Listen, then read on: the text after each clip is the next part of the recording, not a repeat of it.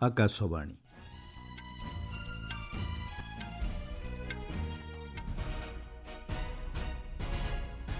ସମ୍ବାଦ ପଢୁଛନ୍ତି ସତ୍ୟବ୍ରତ ବେହୁରା। କେରଳମ୍ ବିଧାନସଭା ନିର୍ବାଚନ ପାଇଁ 11 ଓ ଆସାମ ବିଧାନସଭା ପାଇଁ 2 ଜଣ ପ୍ରାର୍ଥୀଙ୍କ ତାଲିକା ପ୍ରକାଶ କଲା ବିଜେପି। ଦେଶରେ ପେଟ୍ରୋଲ, ଡିଜେଲ ଏବଂ ଏଲ୍ପିଜିର କୌଣସି ଅଭାବ ନଥିବା ସ୍ପଷ୍ଟ କଲେ ସରକାର। ପଶ୍ଚିମ ଏସିଆରେ ଉତ୍ତେଜନା ବୃଦ୍ଧି ପରେ ଶ୍ରୀଲଙ୍କାରେ ଇନ୍ଧନ ମୂଲ୍ୟ 30% ବୃଦ୍ଧି। ଆସନ୍ତା 48 ଘଣ୍ଟା ମଧ୍ୟରେ ହରମୁଜ ପ୍ରଣାଳୀ କାର୍ଯ୍ୟକ୍ଷମ ନ କଲେ ଇରାନର ଶକ୍ତିକେନ୍ଦ୍ରଗୁଡ଼ିକ ଉପରେ ଆକ୍ରମଣ ନେଇ ଆମେରିକାର ଚେତାବନୀ। ଏବଂ 2 ମ୍ୟାଚ୍ ବିଶିଷ୍ଟ T20 ସିରିଜ୍ ନିମନ୍ତେ ଭାରତୀୟ କ୍ରିକେଟ ଦଳର ଆୟର୍ଲ୍ୟାଣ୍ଡ ଗସ୍ତର କାର୍ଯ୍ୟସୂଚୀ ଘୋଷଣା କଲା BCCI। କେରଳମରେ ଆଗାମୀ ବିଧାନସଭା ନିର୍ବାଚନ ପାଇଁ ବିଜେପି 11 ଜଣ ପ୍ରାର୍ଥୀଙ୍କ ତୃତୀୟ ତାଲିକା ପ୍ରକାଶ କରିଛି। ତାଲିକାରେ କୋଭାଲମ୍ ବିଧାନସଭା ଆସନରୁ TN ସୁରେଶ ପ୍ରତିଦ୍ୱନ୍ଦ୍ୱିତା କରିବାକୁ ଥିବାବେଳେ ପିରୁମାଡେ ଆସନରୁ V ରଥେଶ, ମାଭେଲିକାରୁ ଅଜିମୋନ, ଆରୁଭିକାରା ଆସନରୁ ବିବେକ ଗୋପନ ଏବଂ ଚାଭାରା ଆସନରୁ KR ରାଜେଶ ପ୍ରାର୍ଥୀ ହେବେ। ପ୍ରାର୍ଥୀମାନଙ୍କ ନାମ ବିଜେପି କେନ୍ଦ୍ରୀୟ ନିର୍ବାଚନ କମିଟି ଦ୍ୱାରା ଚୂଡ଼ାନ୍ତ ହୋଇଛି। କେରଳମରେ 140 ସଦସ୍ୟ ବିଶିଷ୍ଟ ବିଧାନସଭା ପାଇଁ ଆସନ୍ତା ମାସ 9 ତାରିଖରେ ଭୋଟ ଗ୍ରହଣ ଓ ମେ ମାସ 4 ତାରିଖରେ ଭୋଟ ଗଣତି ହେବ। ସେହିପରି ଆସାମରେ ଆଗାମୀ ବିଧାନସଭା ନିର୍ବାଚନ ପାଇଁ ବିଜେପିର କେନ୍ଦ୍ରୀୟ ନିର୍ବାଚନ କମିଟି 2 ଜଣ ପ୍ରାର୍ଥୀଙ୍କ ଦ୍ୱିତୀୟ ତାଲିକା ପ୍ରକାଶ କରିଛି। ତାଲିକା ଅନୁଯାୟୀ ସୁଶ୍ରୀ କୃଷ୍ଣ ଶାହା ଡାଲଗାଁଓ ବିଧାନସଭା ଆସନରୁ ଏବଂ ଜୀବନ ଗୋଗୋଇ ଶିଶିବରଗାଁଓ ବିଧାନସଭା ଆସନରୁ ପ୍ରତିଦ୍ୱନ୍ଦ୍ୱିତା କରିବେ। ଅନ୍ୟପକ୍ଷରେ ଦଳ ପକ୍ଷରୁ ପୁଡୁଚେରୀ ବିଧାନସଭା ନିର୍ବାଚନ ପାଇଁ ପ୍ରାର୍ଥୀଙ୍କ ପ୍ରଥମ ତାଲିକା ପ୍ରକାଶ ପାଇଛି। ଏଥିରେ 9ଟି ଆସନ ପାଇଁ ପ୍ରାର୍ଥୀଙ୍କ ନାମ ଚୂଡ଼ାନ୍ତ ହୋଇଛି। ତାଲିକାରେ ମନ୍ନାଡିପେଟରୁ ଗୃହମନ୍ତ୍ରୀ ନବସିବ୍ୟମ, ରାଜଭବନରୁ ରାଜ୍ୟ ସଭାପତି VP ରାମଲିଙ୍ଗମ, ମୁଦାଲିଆରପେଟରୁ ମନ୍ତ୍ରୀ ଜନ୍ କୁମାର ଏବଂ ମାନୱେଲିରୁ ବିଧାନସଭା ବାଚସ୍ପତି R ସେଲଭମ ପ୍ରମୁଖ ପ୍ରାର୍ଥୀ ହେବେ।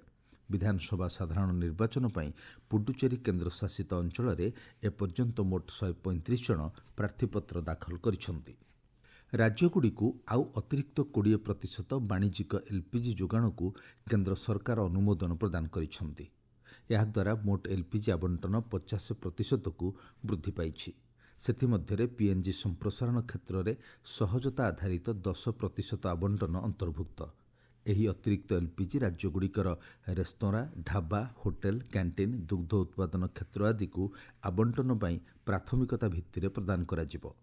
ଦେଶରେ ପେଟ୍ରୋଲ, ଡିଜେଲ ଏବଂ LPGର କୌଣସି ଅଭାବ ନଥିବା କେନ୍ଦ୍ର ସରକାର ସ୍ପଷ୍ଟ କରିଛନ୍ତି। ଏଥିପାଇଁ ଭୟଭୀତ ନ ହେବାକୁ ଜନସାଧାରଣଙ୍କୁ ପରାମର୍ଶ ଦିଆଯାଇଛି।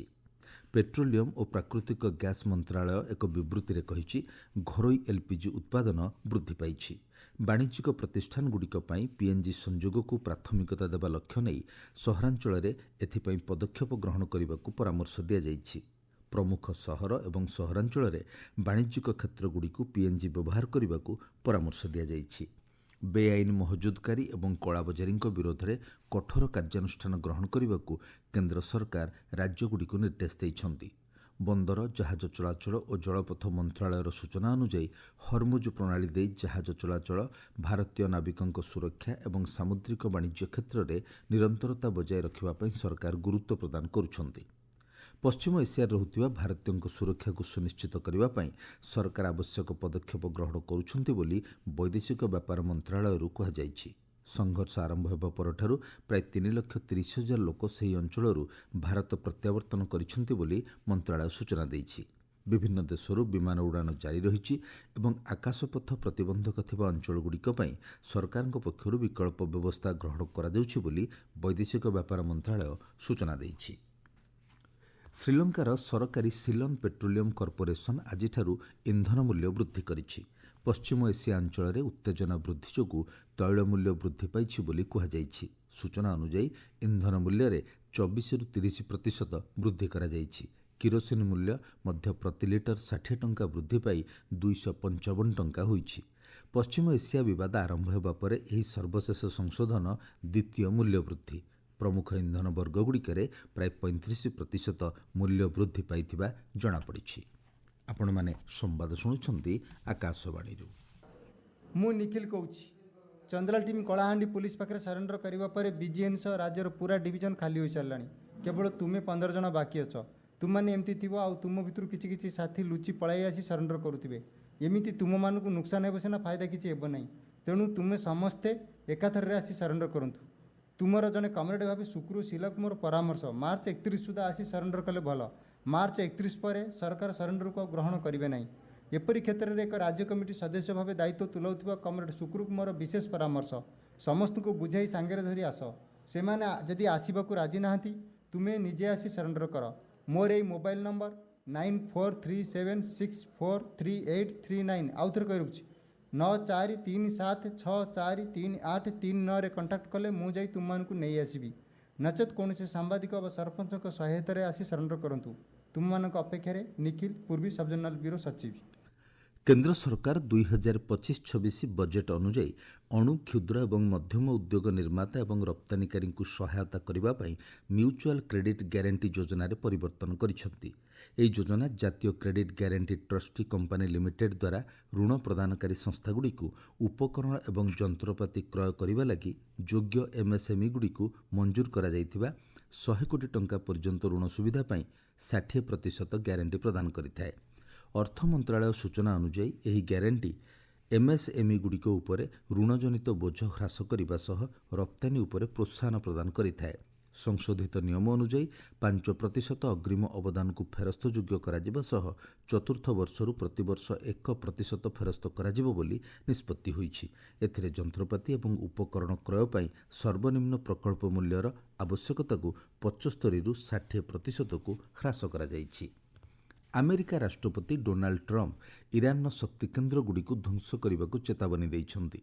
से कहिछन्ति जदि तेहरान आसंता 48 घंटा मध्य हरमुज प्रणाली को पुनर्बार कार्यक्षम न करे तेबे अमेरिका एभली पदक्षेप ग्रहण करिवो। आज सकाळे ट्रुथ सामाजिक गणमाध्यम एही चेतावनी देवा सह 48 घंटा पर ईरान नुआ आक्रमणर सम्मुखीन हेबो बोली श्री ट्रम्प कहिछन्ति। अन्य एक पोस्ट्रे श्री ट्रम्प कहिछन्ति ईरान बुझामणा करने को चाहूतिले मध्य ताहा करुनाही। नुआदिल्ली रे भारत विद्युत सम्मिलनी 2026 तृतीय दिन में गतकाली भारत आफ्रिका रणनैतिक सहभागिता बैठक अनुष्ठित हो जाइछि। शक्ति मंत्री मनोहर लाल अध्यक्षतार अनुष्ठित बैठक में शक्ति एवं नूतन नवीकरणीय शक्ति राष्ट्रमंत्री श्रीपद नायक, हरियाणा मुख्यमंत्री नायब सिंह साइनी, मलावीर शक्ति एवं खनि मंत्री डॉक्टर जीन माथांगा एवं अन्यान्य आफ्रिकीय राष्ट्र मंत्री और शिल्पनेता उपस्थित थिले।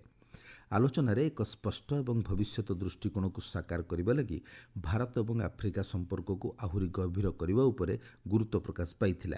उभय राष्ट्र नवीकरणीय शक्ति संप्रसारण, संयुक्त ग्रिड सिस्टम विकास, शक्ति संरक्षण एवं संस्थागत सुदृढ़ीकरण माध्यम क्षमता निर्माण उपरे प्रतिबद्धता प्रकाश करथिले। अंतर्जातीय परमाणु शक्ति एजेंसी सूचना अनुଯାयी इस्राएल डिमोना सहर में एक क्षेपणास्त्र प्रभाव संपर्क में यह अवगत अछि एवं नेगेव थिबा परमाणु गवेषणा केन्द्रर क्षति संपर्क में सूचना मिलना बोली कहुଯାଇଛି। एजेंसी कहिछि एपर्यंत सेठाकार राज्यगुड़िकर मिलिथिबा सूचना अनुଯାयी कौनसी अस्वाभाविक विकिरण स्तर चिन्हट होईना। एजेंसीर महानिर्देशक राफेल मारियानो ग्रोसी कहिछन्ति परिस्थिति उपरे तीक्ष्ण नजर रखाଯାଇଛି।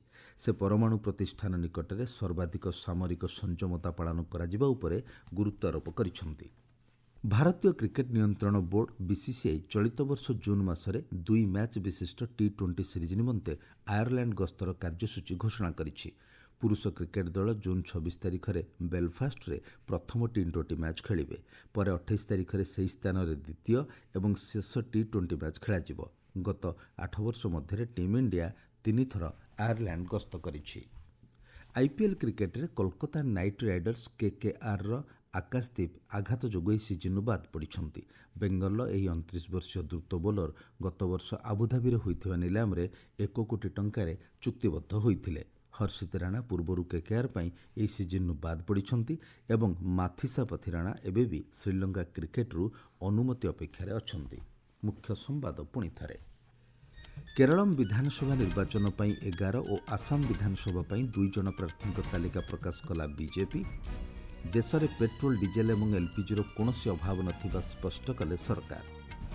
पश्चिम एशिया रे उत्तेजना वृद्धि पर श्रीलंकार इंधन मूल्य 30% वृद्धि। 48 ଘଣ୍ଟା ମଧ୍ୟରେ ହରମୁଜ୍ ପ୍ରଣାଳୀ କାର୍ଯ୍ୟକ୍ଷମ ନ କଲେ ଇରାନର ଶକ୍ତି କେନ୍ଦ୍ରଗୁଡ଼ିକ ଉପରେ ଆକ୍ରମଣ ନେଇ ଆମେରିକାର ଚେତାବନୀ ଏବଂ 2 ମ୍ୟାଚ୍ ବିଶିଷ୍ଟ T20 ସିରିଜ୍ ନିମନ୍ତେ ଭାରତୀୟ କ୍ରିକେଟ୍ ଦଳର ଆୟର୍ଲ୍ୟାଣ୍ଡ ଗସ୍ତର କାର୍ଯ୍ୟସୂଚୀ ଘୋଷଣା କଲା BCCI। ସମ୍ବାଦ ଶେଷ ହେଲା।